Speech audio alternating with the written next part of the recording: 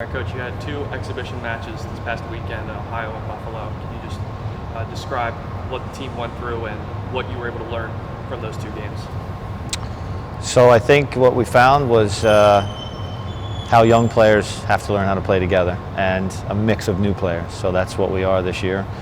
We've got a lot of new players who found out what it's like to play their first Division I game.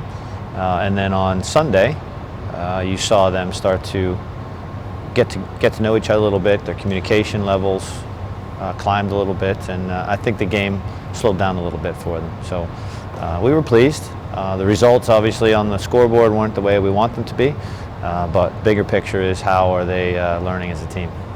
And talking about how the team transferred from game one to game two, how big of a difference it made.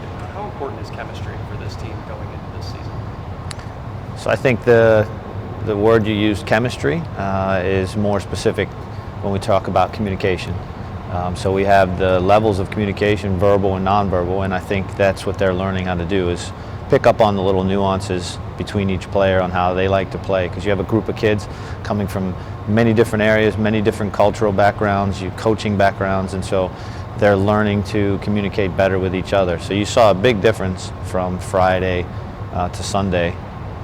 They were more, I think, on the same page as most of us would like to say. Was there a player that stood out to you, one or two players that stood out, that kind of surprised or maybe impressed in those two games? I think, the big thing with us is we try to look at it from a big picture. Sorry to say, selfishly, interviewers tend to ask me those questions on which players. For me, I hate to single out one or two, only because you then maybe start to splinter the chemistry and communication between the team because someone feels they're above everybody else. I think what you saw was a collective group trying to work together to achieve the goals that they set a few weeks back. So in terms of players, I would say they all stepped up, even from on the bench. Players were very supportive of the players on the field, and vice versa. This week, season starts officially with Purdue-Fort Wayne.